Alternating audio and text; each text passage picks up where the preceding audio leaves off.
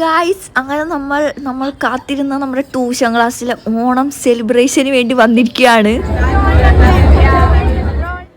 കുറച്ച് കഴിഞ്ഞപ്പോൾ നഹാൻ വന്നു. വിവറേജ് പോലും ഇല്ലാത്ത അത്രയും ക്യൂ ആയിരുന്നു. എന്നിട്ട് ഞങ്ങളുടെ കയ്യിൽ എന്തോ ഒരു സ്റ്റാമ്പ് പോലത്തെ ഒരു സംഭവം വെച്ചിട്ടാണ് അകത്തോട്ട് കയറ്റിയത്.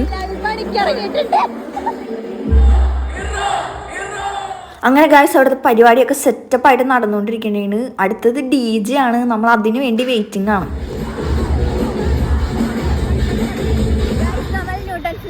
സെലിബ്രേഷൻ കഴിഞ്ഞിട്ട് ഫുഡ് അടിക്കാൻ പോകുന്നത് ഗായ്സ്. ഷവർമാൻ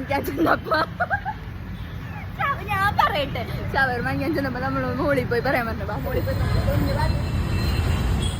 അങ്ങനെ ഗായ്സ് നമ്മൾ ഷവർമ്മയ്ക്ക് വേണ്ടി വെയിറ്റിംഗ് ആണ്. സത്യം പറഞ്ഞാൽ എല്ലാവരും ചത്ത് അമ്മാതിരി സീൻ പരിപാടിയായിരുന്നു. അങ്ങനെ ഷവർമ്മയൊക്കെ വന്ന് ഞങ്ങൾ മൂന്നുപേരും ഷവർമ്മയും ലൈമൊക്കെ കഴിച്ചിട്ട് നേരെ വീട്ടിലോട്ട് വിട്ടു.